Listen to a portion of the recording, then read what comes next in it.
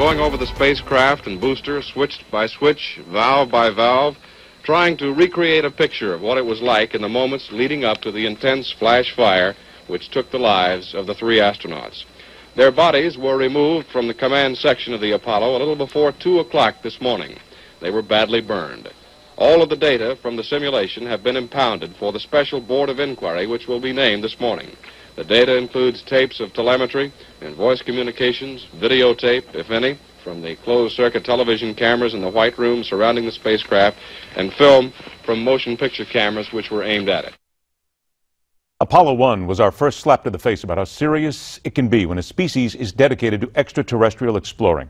Ed White, Roger Chaffee, and Gus Grissom died in a flash fire because NASA was breaking every speed rule possible to reach President John Kennedy's goal of putting a man on the moon before the 60s were over, a true failure of leadership.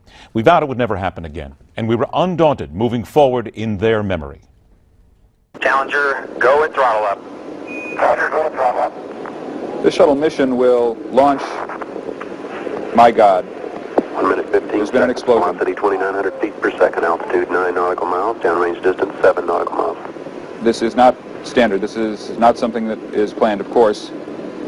I can see a solid rocket booster has broken away from Shuttle Challenger. That's what you're looking at in the middle of your screen. I cannot see the shuttle itself. 30 years ago this day, almost to the day the Apollo fire happened, once again we were the victims of being explorers, accepting the risks, but failing miserably to ensure every possible danger was thought out and averted, pushed to keep a schedule in order to ensure program funding wouldn't be taken from them. NASA and its rash decisions cost 7 people their lives, ripped their families apart, plunged America into a period of mourning. Once again, our leadership failed. Once again, we vowed it would not be repeated, and we were undaunted, moving forward in their memory. At 9:16, the truth dawned on Mission Control. The space shuttle had been lost. GC flight.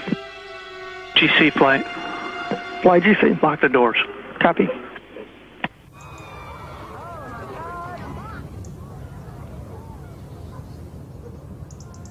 "38 miles above ground, the space shuttle had exploded.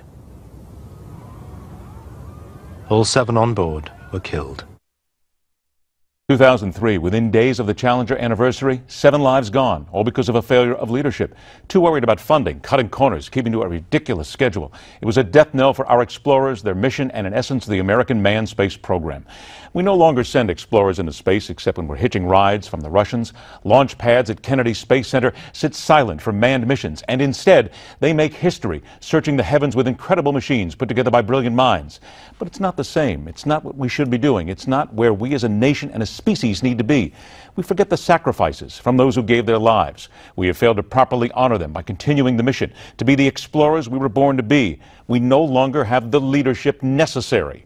We are these days much less than what we should be, and anniversaries such as this are sad reminders of how America used to truly lead and make us yearn for a return to those with vision, a spirit of exploration that gave us all something to point to with pride. It forces us to ask, where is the America of daring, and how do we get it back at a time such brave leadership is in such short supply? Think about it. How do we get that leadership back, and who will lead us? That is telling it like it is. Rock on, true believers. Thanks for joining us. We'll see you tomorrow night right back here on The Hardline.